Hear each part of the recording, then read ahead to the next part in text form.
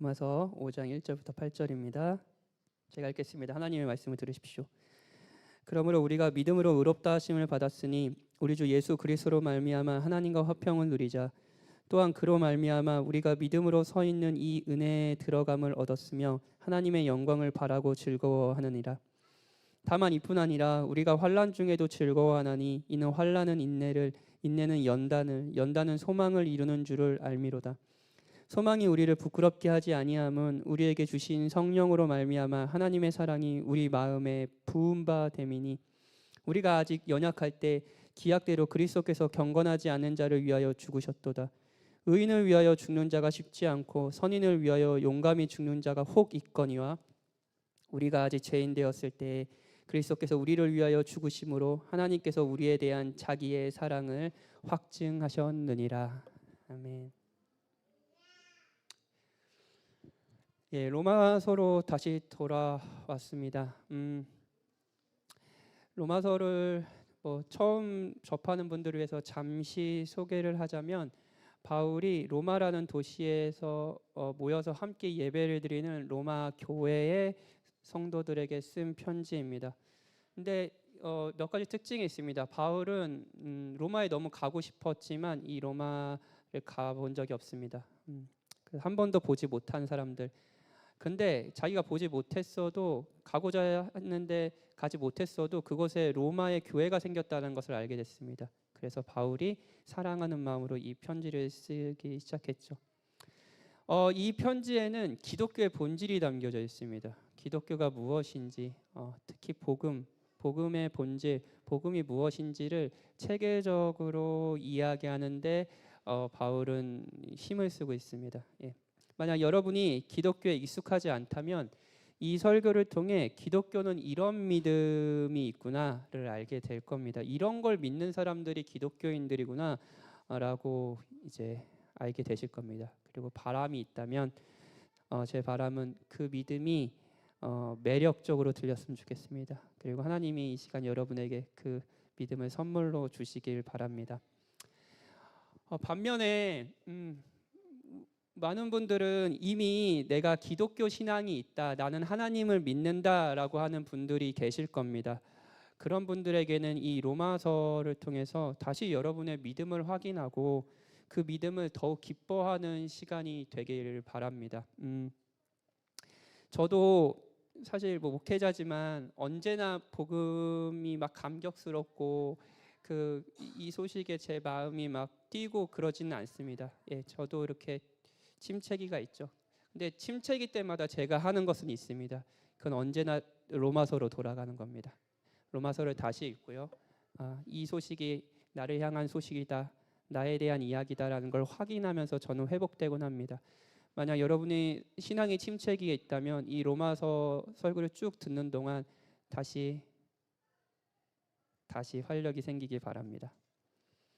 얼마 전에 우연히 기독교 신앙이 없지만 되게 조금 관심을 가지려고 하는 사람들, 저랑 얘기를 해서 더 관심이 없어졌는지는 모르겠어요.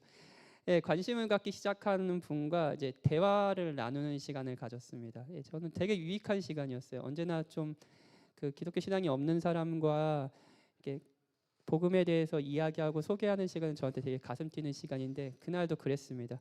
근데 그분이 하신 질문이 저의 뇌리에 박혀서 오랫동안 떠나지 않았습니다. 그 질문은 이거였습니다.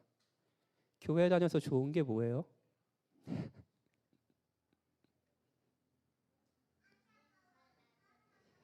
자, 여러분은 뭐라고 대답하시겠습니까? 교회를 다녀서 좋은 게 뭡니까? 그냥 기독교 신앙이 여러분들은 익숙하신 겁니까? 저는 아주 익숙합니다. 저는 태어났을 때부터 이제 교회에서 자랐고요. 예배를 드리고 주일이면 이 자리에 앉아 있는 게 너무 익숙합니다. 근데 그게 유익인가요? 저는 이걸 묻고 싶습니다. 기독교 신앙을 가지고 있어서 여러분들이 누리는 유익은 무엇인가요? 유익이 있으십니까? 오늘은 이 주제를 다루려고 합니다. 바울은 우리가 기독교 신앙이 있어서 복음을 믿어서 누리는 유익이 도대체 뭔지 바울이 말하는 바를 한번 들어봤으면 좋겠습니다. 바울은 1절에서 이렇게 얘기합니다. 중요한 구절이니까 우리 한번 같이 읽어볼까요? 1절이에요. 시작. 그러므로 우리가 믿음으로 의롭다 하심을 받았으니 우리 주 예수 그리스도로 말미암아 하나님과 화평을 누리자. 믿음으로 의롭다 하심을 받았다라는 구절은 복음을 설명하는 가장 유명하고 가장 간단한 한 문장이기도 합니다. 로마서를 쭉 읽으신 분들은 아실 테지만 이 부분 믿음으로 의롭다 하심을 받았다는 것을 설명해 드리겠습니다. 의롭다 하심을 받았다는 것은 1차적으로 법정적으로 우리가 죄가 아니라 죄가 없다, 의롭다라고 판결하는 것을 의미합니다. 근데 조금 더 나아가서 쉽게 설명하면 의롭다 하심을 받았다는 것은요, 하나님이 나를 받아준다는 겁니다. 하나님이 여러분을 받아주신다는 겁니다. 이 세상을 만드시고 이 세상을 통치하시는 주뿐만 아니라 흠없는 정의로 그냥 거룩하신 주, 그 옆에만 가면 모든 자들이 자신의 불의가 드러나는 그 존재, 그런 하나님이요, 나를 받아준다. 이게 의롭다 여김을 받았다라는 의미입니다. 나를 죄인이라 하지 않고요, 받아주신다는 거예요. 그런데 받아주시는 이유가 뭐냐면요, 믿음입니다. 믿음으로 말미암아 의롭다 여김을 받았다. 예. 받아주는 근거가 믿음입니다. 믿음은 언제나 바울 서신에서 믿음이 나올 때 여러분들은 이 반대어를 생각하면 좋습니다. 반대어가 뭘까요? 믿음의 반대어가 뭡니까? 불신인가요? 아니요. 믿음의 반대어는 행함입니다. 예. 우리는 행함으로 의롭다 여김을 받는 것이 아닙니다. 우리는 교회에 열심히 다녀서, 제가 어려서부터 그냥 모태신앙이어서, 아니면 제가 목사여서, 제가 로마서를 잘 연구해서, 제가 설교하는 자라서, 아니면 뭐 착해서, 성품이 좋아서, 교회에 열심히 붙어 있어서 하나님이 저를 의롭다 여기는 것이 아닙니다. 하나님이 저를 받아주시는 근거는 저의 안에 있지 않습니다. 저는 믿음으로 받아들여집니다. 믿음은 뭔가요? 그리스도 안에서 나를 하나님이 용서하셨다는 걸 제가 인정하는 겁니다. 선물을 받는 손입니다.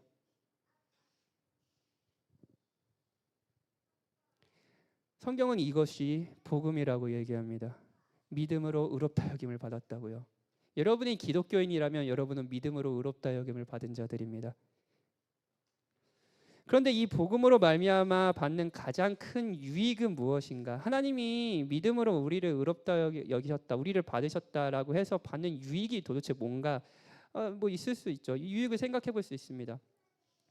하나님이 여러를 받아주셔가지고 누리는 여러분의 유익은 뭔가요? 뭐 불안할 때 하나님을 찾을 수 있다는 것, 좋은 유익이죠. 예, 저 요즘에 불안한 뭐 이렇게 마음들이 들면 요즘에 기도를 많이 합니다. 불안할 때 찾을 수 있는 신이 있다라는 것은 굉장히 큰 유익이죠. 그런 유익을 누리는 분이 계실 겁니다. 성품이 조금 성숙해지는 것, 예, 하나님께 날 받아주셔서 내 성품이 변하는 것, 유익이죠. 인간관계가 넓어지는 것, 교회에 와서 많은 사람들, 다양한 사람들을 만나고 교제 나눌 수 있다는 것, 뭐 이 자리에서 결혼을 했다라는 것, 이 모든 것이 우리가 교회에 다녀서 기독교 신앙이 있어서 하나님께서 나를 받아주셔서 누리는 일종의 작은 유익들입니다. 근데 바울은 이것이 가장 핵심적인 유익이라고 말하지는 않습니다. 바울은 우리 주 예수 그리스도로 말미암아 하나님과 화평을 누리자라고 얘기합니다. 가장 큰 유익이 뭐예요? 하나님과 화평을 누리는 겁니다. 하나님이 우리를 받아주셔서 우리의 하나님이 되셔서 우리가 받는 가장 큰 선물, 유익은 뭐냐면요, 하나님과 화평을 누리는 겁니다. 일단 하나님과 화평을 누리는 것이 의미하지 않는 것을 좀 말씀드리겠습니다. 이거는 그냥 우리의 마음이 편안해지고 막 불안이 없어지고 행복해지고 걱정거리도 없고 그냥 편안한 상태가 되는 것이 아닙니다. 그렇다면 그냥 예수 그리스도로 말미암아 화평하자, 평화하자라고 얘기했을 겁니다. 바울은 그렇게 얘기하지 않았어요. 바울은 뭐라고 얘기하겠어요? 그 대상이 누구라고요? 하나님과 화평을 누리자고요. 하나님과 화평을 누리라는 이 개념 안에는 전제되는 개념이 있습니다. 우리가 하나님과 화평하지 않다는 거예요. 더 나아가 우리가 하나님과 적대 관계라는 겁니다. 자, 지구 반대편에서 지금 전쟁이 일어났죠. 이란과 미국이 전쟁을 하고 있습니다. 적대 관계죠, 그렇죠? 미국은 이란의 핵포기를 전제로 그 이란의 지도자를 한꺼번에 폭탄으로 몰살시키면서 전쟁을 시작했습니다. 예. 그리고 이란은 미국의 이 이 공격이 자신들의 주권을 침탈하는 것이라고 판단하고 반격하고 있습니다. 뭐 여러 가지 방식으로 반격하고 있죠. 그리고 이제 이 적대 관계가 전쟁 가운데 일어나고 있습니다. 하나님과 우리의 관계를 생각해 볼까요? 하나님이 인간을 만드셨어요. 그렇다면 하나님이 인간이 어떻게 살아야 하는지, 어떻게 살아야지 행복한지를 결정할 수 있는 주권, 권한이 있다는 것을 의미합니다. 하나님은 창조자시고요. 우리는 피조물이니까요. 그렇죠? 주도권은 하나님께 있습니다. 그런데 인간은 그렇게 살길 원하지 않았습니다. 주도권을 자신이 갖기를 원했습니다. 하나님이고 뭐고 나의 행복과 유익은 내가 결정하고 내가 살아가겠다고 결정했어요. 그러면 어떻게 되죠? 주도권 싸움이 일어나는 거예요. 전쟁이 나는 거죠. 성경은 인간과 하나님과의 관계가 이런 적대 관계라고 말합니다. 이 적대 관계는 지금 여러분에게 보이지 않을 수도 있습니다. 그런데 마침내 모든 것이 발견되는 날에 하나님의 진노로 우리 앞에 밝히 드러날 것이라고 성경은 분명히 이야기하고 있습니다. 저와 로마서를 살펴본 분들은 지금까지 이야기가 바로 이 이야기라는 걸 다 아실 겁니다. 그런데 이 적대 관계가 끝났다고요. 하나님이 우리를 적으로 보지 않으신다고요. 믿음으로 의롭다 여기신다고요. 그리스도로 말미암아요. 그리스도가 우리의 죄값을 치르시기 위해 죽으셨고 우리를 의롭다 하시기에 부활하셨습니다. 그런데 하나님이 우리를 여전히 적대 관계로 두신다면 하나님은 불의하신 분이십니다. 하나님은 그럴 수 없습니다. 하나님은 의로우신 분이시기 때문에 그리스도 안에서 우리를 더 이상 적대 관계로 보지 않으시고 내 사람이라고 여기십니다. 이것이 바울이 말하는 성도가 누리는 유익입니다. 하나님과의 화평이요. 그런데 생각해 봅시다. 누군가 나를 미워해요. 누군가 나를 미워해요. 그런데 그 미워하는 사람이 그냥 별 볼 일 없는 존재라고 해봅시다. 여러분들 뭐 적대 관계에 있는 사람 한두 명씩 있으시죠? 여러분 착해서 없으신가? 근데 만약에 생각을 해봅시다. 요 밑에 편의점에 갔는데 편의점에 뭐 아르바이트생이 너무 불친절한 거예요. 적대 관계가 생겼습니다. 예. 근데 그 적대 관계가 생기면 여러분의 삶이 되게 불편해지나요? 그렇게 불편해지지 않을 겁니다. 그리고 그 사람이 제가 죄송합니다. 제가 화해를 청합니다. 해서 화해했어요. 그러면 그게 막 여러분의 삶에 큰 영향력이 있나요? 영향력이 없을 겁니다. 근데 저 한번 생각해 봅시다. 저랑 적대 관계라고 생각해 보세요. 목사가 너무 싫은 거예요. 그럴 수 있죠. 그럴 수 있습니다. 찾아오십시오. 제가 사과하겠습니다. 무릎을 꿇겠습니다. 그러면 편의점 아르바이트생보다는 조금 더 불편할 겁니다. 그렇죠? 그리고 저랑 화해되는 거 여러분의 어떤 삶이 영향이 있을 거예요. 근데 아내랑 적대 관계라고 해봅시다. 더 크지 않을까요? 뭐 별 볼 일 없는 존재가 나랑 화해가 됐다라는 것은 어떤 사람에게 그렇게 큰 영향이 아닌데 진짜 우리에게 중요한 존재와 더 이상 이제 적대 관계가 아니라 화해했다라는 건 여러분에게 굉장히 큰 유익일 겁니다. 바울은요 2절에서요 하나님의 영광을 바라고 즐거워한다라고 얘기합니다. 적대 관계가 끝났고 화평하게 된 하나님이 그냥 편의점 아르바이트생 정도가 아니라 하나님이 영광스러운 분이라고 얘기해요.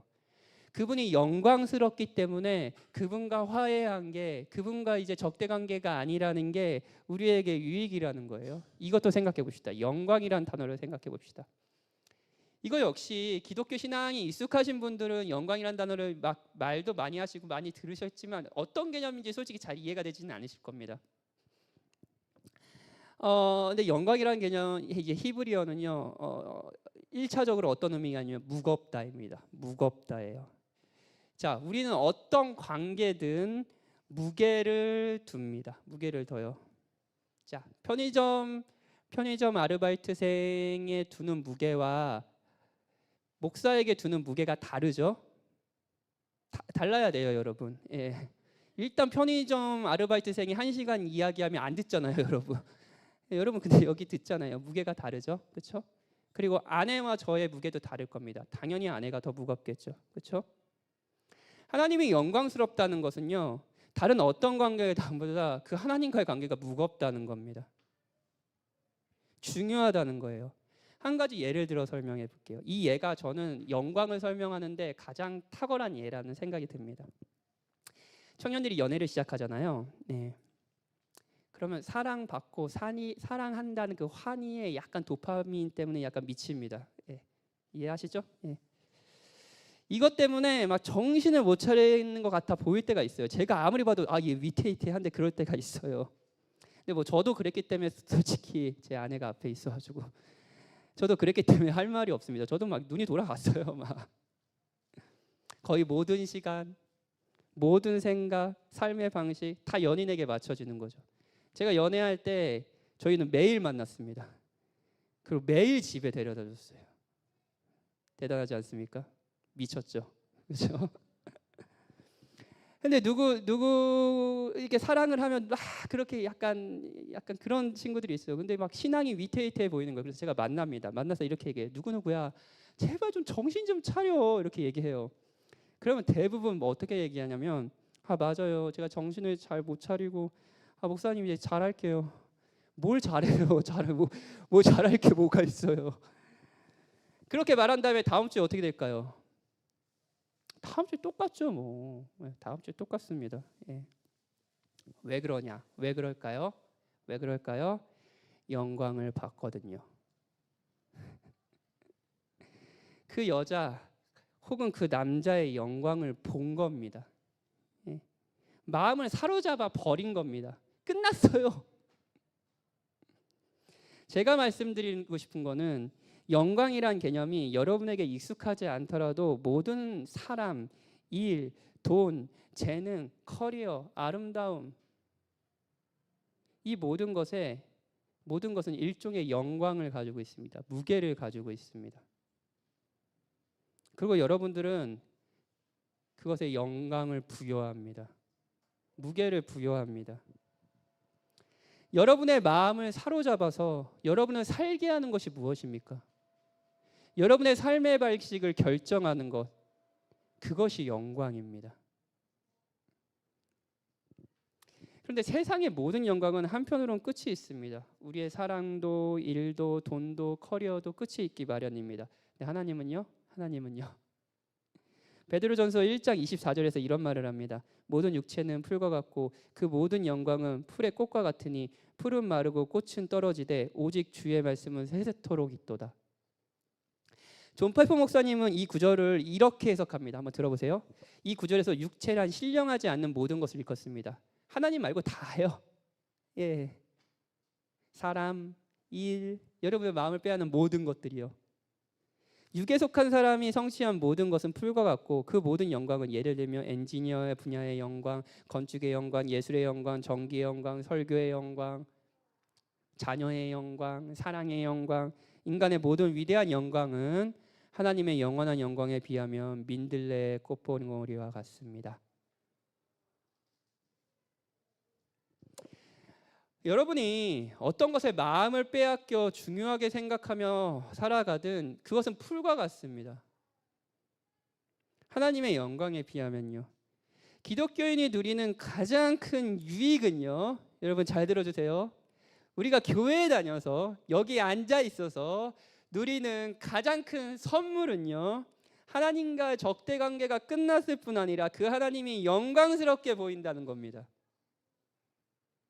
그 하나님이 우리의 마음을 빼앗아 간다는 겁니다.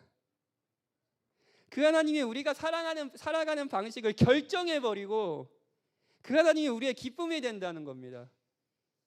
기쁨이 바뀌는 겁니다. 아까 제가 그 얘기를 했죠. 그 회심한 날 밤새도록 진짜 밤새도록 기도를 하게 됐습니다. 4-5시간 기도를 했는데 그 기도 시간이 눈을 떴을 때 그냥 진짜 저는 한 30분도 안 지난 줄 알았습니다. 그 정도로 깊이 있는 하나님에 대한 깨달음, 하나님이 정말 살아계시고 나를 사랑하시고 나를 용서하셨구나라는 깊은 감격들이 있었습니다. 세상은 아무것도 바뀌지 않았습니다. 근데 저는 그런 결심을 했습니다. 나 하나님 위에 살아야겠다. 하나님 위해 살아야겠구나. 나는 나에게 가장 중요한 소식을 이미 들었구나. 내가 하나님 앞에 용서받았고 하나님이 날 사랑하시는구나 라는 걸 확신하는 날이 있었습니다. 하나님이 제 마음을 사로잡았고 저는 하나님께 완전히 매료당했습니다.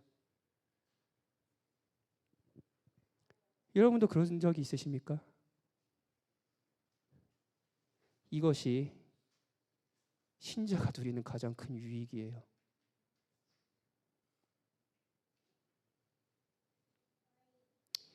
교회 다녀서 뭐가 좋아요? 라는 질문에 대해 저는 한 1분 정도 생각을 했어요. 제가 이 질문은 진짜 중요한 질문인 것 같아요. 그래서 제가 조금 생각하고 답을 하겠습니다 했어요. 한 1분 정도 기다려 주시더라고요. 그리고 이렇게 답을 했습니다. 좋은 것을 다 설명할 수 있을지는 모르겠습니다. 매주 나오시면 교회에서 좋은 걸 계속 제가 알려드리도록 하겠습니다 라고 영업을 시작했죠. 그리고 이렇게 얘기했습니다. 선생님도 가지고 계신지는 모르겠지만 저는 제 마음에 해결할 수 없는 죄책감이 있습니다. 예를 들면 너무 소중한 두 아들을 키우는데 진짜 최선을 다해서 키우는데도 이 사랑이 항상 부족하고 이 사랑이 이 아이들을 지키는 것이 아니라 오히려 해치는 것 같다는 생각을 할 때 종종 저는 해결할 수 없는 무거운 죄책감이 밀려옵니다. 가정을 돌보는 것뿐 아니라 일을 하면서 죄책감과 이어지는 불안감, 이 정서가 저를 지배할 때가 있습니다. 그런데 하나님은 제가 온전한 부모이고 온전한 목사이기 때문에 저를 받아주신다고 하지 않으십니다. 저는 하나님께 숨길 수 없습니다. 저의 추악함을 다 아시는 분이, 저의 이한이와 이연이를 향한 저의 마음을 다 아시는 분이 저를 용서하시고 받아주신다라고 해요. 그리고 부족하지만 죄가 섞일 수도 있지만 그 사랑을 계속하자고 용기를 주십니다. 저는 저를 다 아시는 하나님이 저를 받아주신다고 말씀하시는 것이 참 좋습니다. 성경에 그 내용이 가득 적혀 있거든요. 저는 성경을 읽을 때마다 이것을 발견합니다.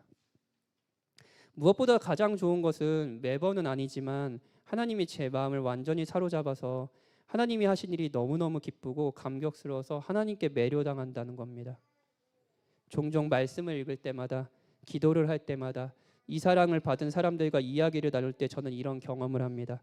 성경은 이것을 하나님의 영광을 즐거워한다라고 말해요. 저는 교회에 다녀서 이것이 정말 좋습니다.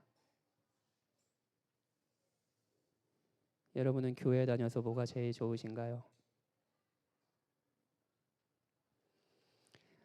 문제는 이렇게 하나님과 화평을 누리는 유익이 있다고 해서 마냥 행복하지만은 않다는 겁니다. 여러분들 다 아실 거예요. 고난이 있죠. 환난이 있습니다. 어려움이 있습니다.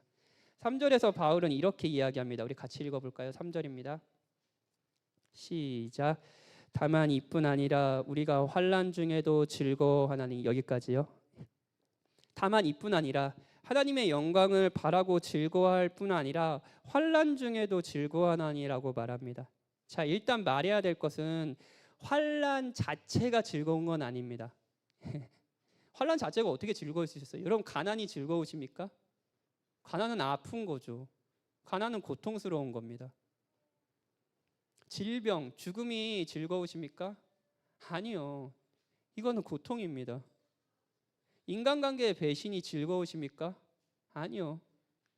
즐겁지 않습니다. 고통스럽죠. 그거 자체를 어떻게 즐거워합니까? 고난 자체를 즐거워하는 것이 아니라 환난이 주는, 고난이 주는 결과물을 즐거워하는 겁니다. 다시 한번 말씀드릴게요. 환난 자체를 즐거워하는 것이 아니라 환난이 주는 결과물을 즐거워하는 겁니다. 자, 환난은 인내를 만들어냅니다. 인내는 뭔가를 참는 거죠. 그런데 팀켈러 목사님은 인내를 설명하면서 이런 말을 합니다. 마음을 집중하는 거라고요. 뭐 여러 가지 생각이 아니라 인내라는 것은 어떤 것에 마음을 집중했을 때만 할 수 있는 거라고요. 마음을 집중하지 않으면 인내가 되지 않습니다. 그냥 시간이 흘러가기만을 그냥 막연하게 기다리는 걸 우리 이거 인내라고 하지 않습니다. 어떤 것에 마음을 쓰는 거죠. 집중하는 거죠. 이 시간을 통해 내가 집중해야 될 것과 내 마음에 품어야 할 것과 품어야 하지 말아야 할 것이 나눠지는 겁니다. 그리고 품어야 하지 말아야 될 생각들과 마음들을 버리고요. 내가 마땅히 품어야 될 마음을 품고 참는 겁니다. 이게 성경적인 인내라고 틴켈러 목사님은 설명합니다. 이것도 예를 들어 설명해 볼게요. 어떤 사람이 열심히 일을 했습니다. 최선을 다해서 자신의 커리어를 쌓으려고 막 열심히 일했어요. 오로지 일이 영광이었습니다. 일을 하는 거, 그리고 자신을 증명해내는 것이 그 사람의 영광이었습니다. 열심히 일했습니다. 근데 아이가 아파요. 아이가 아픕니다. 환난이죠. 그럼 어떤 선택을 해야 될까요? 예. 일을 줄이고 아이를 돌봐야 되지 않겠습니까? 예. 왜냐하면 중요한 게 뭐예요? 가족, 내 사랑하는 이의 건강일 수 있으니까요. 그 순간 이 사람은요, 중요한 것과 중요하지 않은 것이 구분되기 시작합니다. 그리고 마음을 집중하기 시작하죠. 한 가지예요. 내가 이 아이를 잘 키워야겠다. 그렇지 않습니까? 인내는 진짜 중요한 것에 집중하도록 우리를 만듭니다.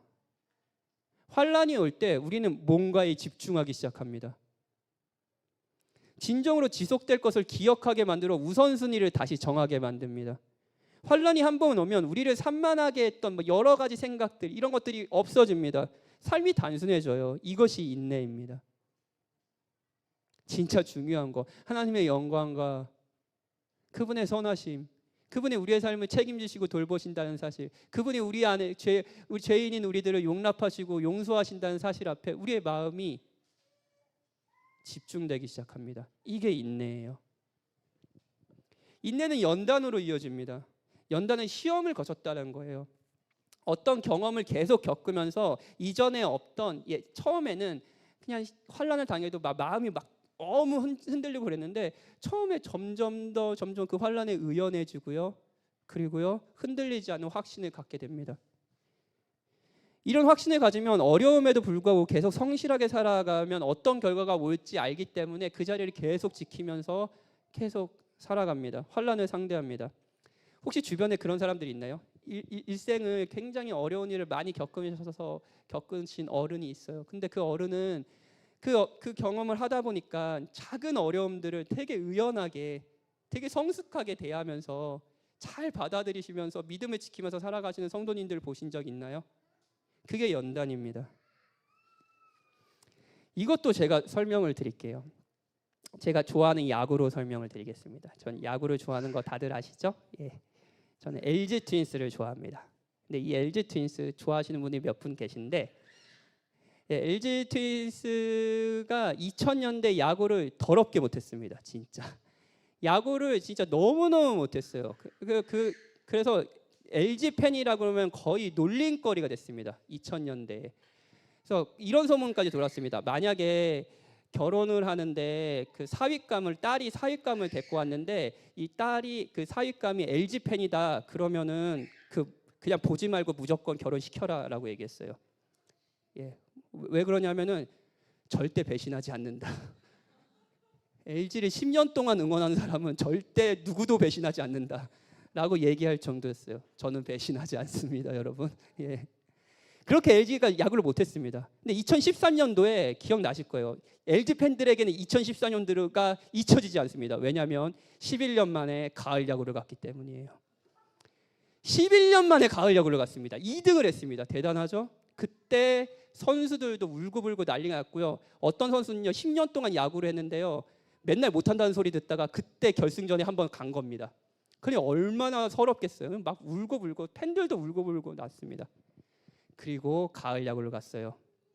그 가을 야구가 기억나십니까, LG 팬들? 그 11년 만에 갔던 가을 야구가요. 잘했을까요? 우승했을까요? 아니요. 라이벌 두산한테 4경기 만에 졌습니다. 왜냐면요. 큰 경기를 한 경험이 없거든요.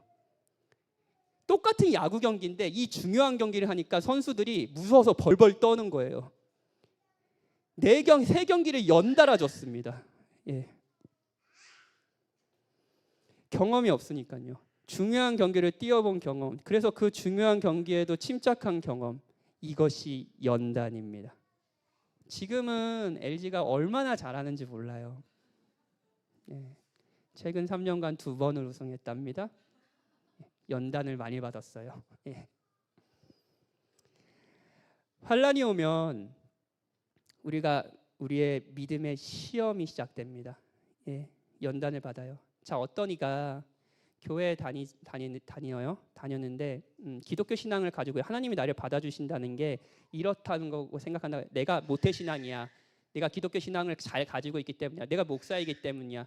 내가 열심히 살았기 때문이야. 내가 신앙을 잘 지켰기 때문이야 라고 생각한다고 합시다. 예. 행함으로 의롭다 여김을 받았다고 생각하는 거예요. 여러분, 이런 생각은요 말로 나오지 않습니다. 예. 그냥 여러분의 DNA에 박혀 있습니다. 근데 이 DNA에 여러분 이 생각이 박혀 있잖아요. 그럼 환난 때 어떻게 반응하겠습니까? 환난 때 어떻게 반응할까요? 환난 때 그 믿음이 이 DNA가 나오기 시작합니다. 어떻게 나오는지 아세요? 하나님 나한테 어떻게 그럴 수 있지? 내가 목사인데? 내가 이렇게 신앙생활 열심히 했는데?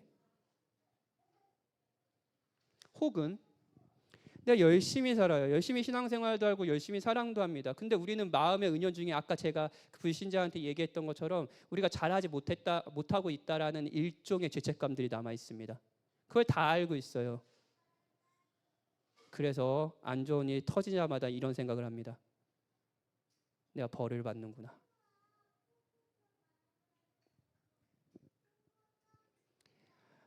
환난은 시험입니다. 그리고 우리 믿음이 어떠한지를 밝히 보여주죠. 그런데 그리스도로 인하여 의롭다 됐다는 것을 믿는다면 어떻게 시험을 넘어갈까요? 이 시험이 단순히 벌이 아니라는 것, 나를 단련하시는 하나님의 뜻이라는 걸 힘겹게 믿으려고 할 겁니다. 처음엔 잘 되지 않아요. 마치 LG가 오랜만에 가을 야구를 가서 못했던 것 같아 마찬가지입니다. 익숙하지 않습니다. 더 힘듭니다. 그런데 중요한 경기를 계속 뛰어 우리는 더 단단해질 겁니다. 그 환난이 우리가 믿음으로 의롭게 여김을 받았다라는 이 사실 앞에 우리를 더 단단하게 만들 겁니다. 이게 연단이에요. 환난은 우리 믿음이 어떠한지를 밝히 보여줍니다. 그런데 그리스도로 인하여 의롭게 됐다는 것을 믿는다면 이렇게 시험을 통해서 연단이 되겠죠. 강해지겠죠. 마지막으로 소망입니다. 소망은 막연한 기대가 아닙니다. 그냥 이거 됐으면 좋겠다 이런 소망들이 있잖아요. 소망은 그런 게 아닙니다. 인내와 연단을 겪으면서 소망은 막연한 것이 아니라 언제나 소망하면 여러분 이 단어로 바꿔도 좋습니다. 소망은 뭐냐면 확신입니다. 이게 확실히 됐다는 것을 믿는 거예요. 확신으로 바뀌며 하나님께서 우리를 몰아갑니다. 우리 삶에서 가장 중요한 분이 누구인지, 누가 영광스러운 분인지, 그리고 그분 안에서 우리에게 어떤 소망이 있고 이것이 얼마나 확실한지를 계속 확인하게 하면서 알게 될 겁니다. 신자가 환난을 즐거워하는 이유는 환난 자체가 즐겁기 때문이 아니라 환난이 하나님의 영광을 즐거워하는 것에 어떤 기여를 하기 때문입니다. 사랑하는 여러분, 그래서 여러분에게 이런 질문을 드리고 싶어요. 환난이 올 때 한마음으로 집중하게 됩니까? 그것이 중요하지 않는 것에서 중요한 것으로 시선을 옮기도록 도와줍니까? 그것이 하나님이 하신 일과 기도에 더 집중하게 도와줍니까? 자신이 겪었던 환난이 연단을 낳습니까? 여러분은 두려움에도 불구하고 끝까지 해냈습니까? 이 모든 것을 겪음으로 인해 성숙하고 확신을 가지게 되었습니까? 불안하고 두려움이 줄어드셨습니까? 환난으로 인해 여러분은 더 깊이 하나님의 임재와 사랑을 경험했습니까? 하나님과 더 친근하게 되었습니까? 다시 영광의 날에 하나님을 배울 날을 확신하며 기다리고 있습니까?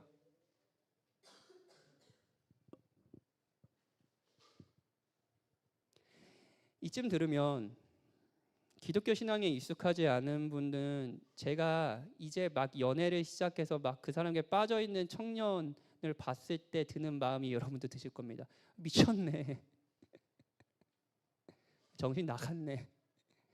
마음 빼앗아 갔네.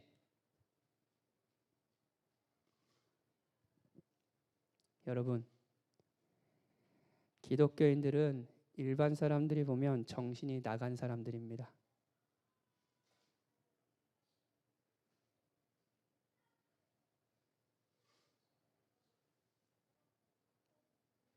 사랑에 미친 사람들처럼 보이는 거죠. 그런데 한 가지 더 이야기해 드릴 게 있어요. 이 이상한 사랑을 기독교인이 먼저 했는 게 아닙니다. 하나님이 먼저 기독교인들을 이렇게 사랑하셨습니다. 성경이 그것을 말합니다. 하나님이 박현진에게 그리고 여러분에게 하신 일을 들어보십시오. 5절을 보면 소망이 우리를 부끄럽게 하지 않는다라고 말합니다. 이 확신을 우리를 부끄럽게 하지 않을 겁니다. 만약에 이 확신, 내가 하나님의 영광을 보고 영원토록 볼 것이라는 이 확신이 이루어지지 않는다면 우리는 부끄러워질 겁니다. 그렇죠? 근데 그 확신은 반드시 이루어질 거기 때문에, 그 소망은 반드시 이루어지기 때문에 우리를 부끄럽게 하지 않을 겁니다. 우리의 환난은 환난으로 끝나지 않을 겁니다. 우리의 환난은 하나님의 벌이 아니고 우리를 더 성숙하고 단단하게 하는 하나님의 도구일 뿐입니다.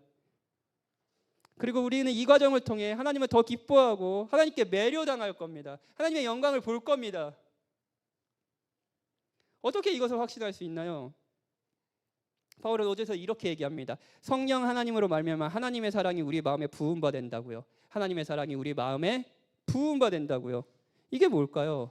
부음받는다는 것은 저는 이 부음받는다라고 할 때 여러분은 항상 이 장면을 상상하면 좋겠어요.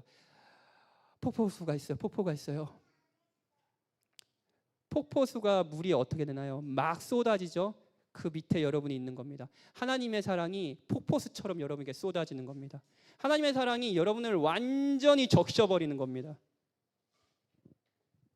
저는 가끔 환난을 당할 때, 마음이 많이 어려울 때, 내 삶이 진짜 힘들다라고 생각했을 때 저는 목말라 죽고 하나님 제발 저 좀 돌봐주시고 사랑해 주세요라고 시편 기자들처럼 기도할 때 하나님의 사랑이 어떻게 느껴지냐면, 저 수돗물이 잘 끝까지 담그지 않으면 똑똑똑 물 떨어질 때 있잖아요. 그렇게 떨어질 때가 있습니다. 떨어지는 것처럼 느껴질 때가 있습니다. 하나님의 사랑이 저한테 그저 그렇게 그냥 똑똑 떨어지는 물처럼 느껴질 때가 있어요. 근데 바울은 그렇게 얘기하지 않습니다. 바울은 그런 게 아니라고 말해요. 하나님의 사랑은요, 환난 가운데도 폭포수처럼 떨어진다고요. 완전히 넘치도록, 우리를 흠뻑 적시도록 쏟아진다고요. 그 사랑은 어떤 사랑입니까? 7절에 이런 말을 합니다. 의인을 위하여 죽는 자가 쉽지 않고 선의를 위하여 용감히 죽는 자가 혹 있거니와. 가끔씩 다른 사람을 위해 목숨을 내놓는 의인들이 있지 않습니까? 예를 들면 저는 최근에도 뉴스에서 봤는데, 화재 현장에서 사람을 구하고 목숨을 내놓는 소방관들이 있잖아요. 너무 멋있잖아요. 그렇죠? 그런 사람들이 있죠.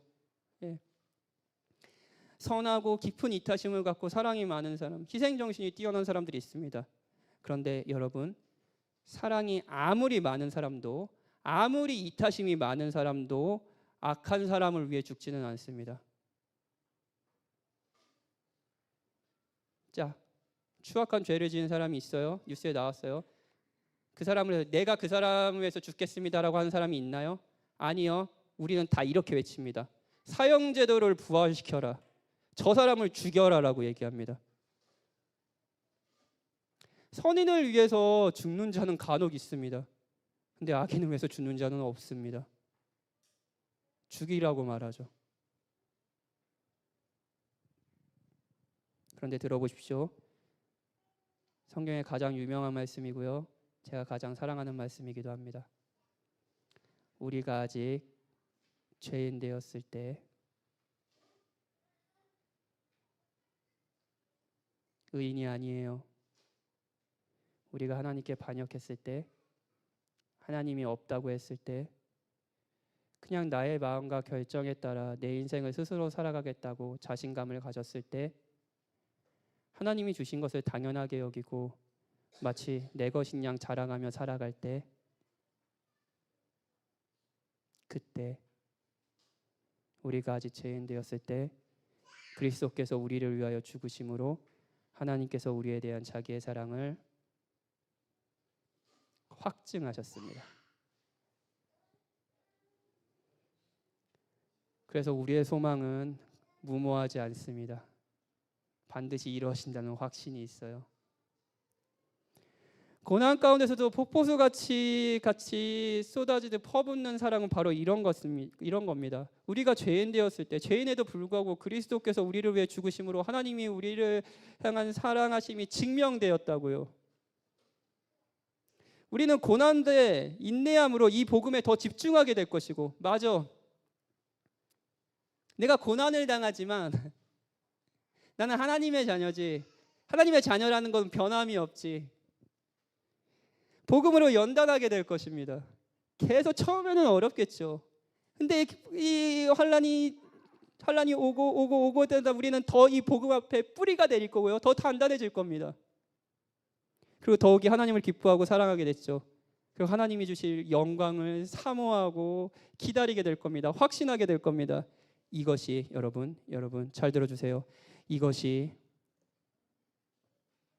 성도의 유익입니다. 다른 거 아니에요, 여러분. 이겁니다. 이것이 교회에 다녀서 좋은 겁니다. 이것이 하나님 믿어서 좋은 겁니다. 여러분 좋으십니까? 바울은 의도적으로 하나님의 사랑이 부은바 되었다고 했을 때 이것을 그냥 부은바 되었다라고 한 번 단회적인 사건으로 동사를 쓰지 않습니다. 이건 지속적인 그 현재 진행형의 동사를 씁니다. 그러니까 폭포가 잠시 물이 흐르다가 멈추지 않잖아요. 나이아가라 폭포 언제부터 흘렀을까요? 모르죠 뭐. 언제까지 흐를까요? 모르죠 뭐. 계속 흐를 겁니다. 넘치도록요. 하나님의 사랑이 그렇다는 겁니다. 여러분이 어떤 상황에 있든 어떤 마음을 품고 있든 하나님의 사랑, 성령 하나님은 지금도 여러분에게 하나님의 사랑을 부어주시고 계십니다.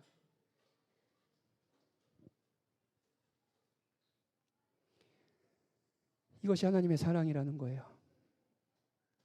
부은바 되었다라는 이 단어를 예수님께서는요 마태복음에서 첫 번째 성찬식에서 제자들에게 이 단어를 사용해서 말씀하셨습니다. 들어보세요. 이것은 죄사함을 얻게 하려고 많은 사람을 위하여 흘리는이 부어주시는이라는 단어입니다.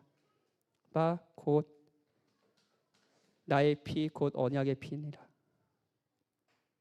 하나님의 사랑이 여러분에게 부음받는 방식은 여러 가지가 있겠지만 그냥 여러분을 돌봐주시고 그런 것도 있겠지만 무엇보다도 그리스도가 우리를 위해 피 흘려 죽으심으로 하나님의 사랑이 우리에게 확인됐습니다. 여러분 믿으셔도 됩니다.